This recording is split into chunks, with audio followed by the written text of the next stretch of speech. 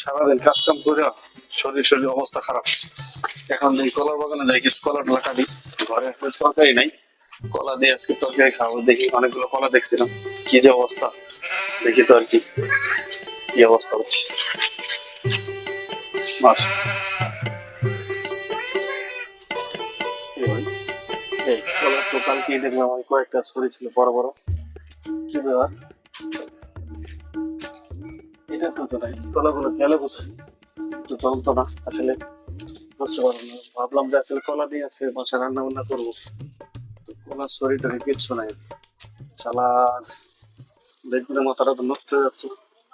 শালার পর মাদার চোখে পাচ্ছে আমার কলাগুলো নিয়ে শালা চোরের ঘরে চোর, তেলার চোরের মতো। আসলে এগুলা সবচেয়ে খারাপ ছেলে পেলেরা এই কাজগুলো করে, ঠিক আছে? আমার মাথা কালাটা নষ্ট।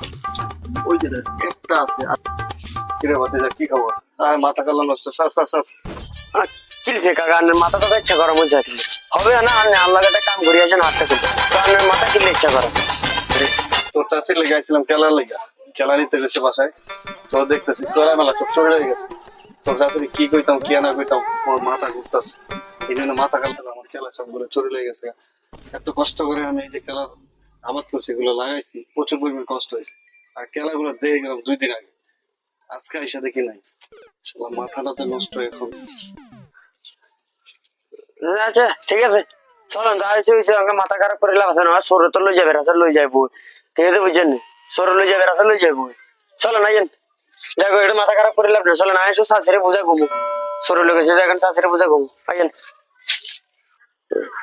চল বাতি দেখো, তোর চাচির একটু বোঝাইতে দেখছিস, একটা মাথা কালা নষ্ট হয়ে গেছে। আচ্ছা ঠিক আছে, কম আইন। শালা বেগুন চলে গেল।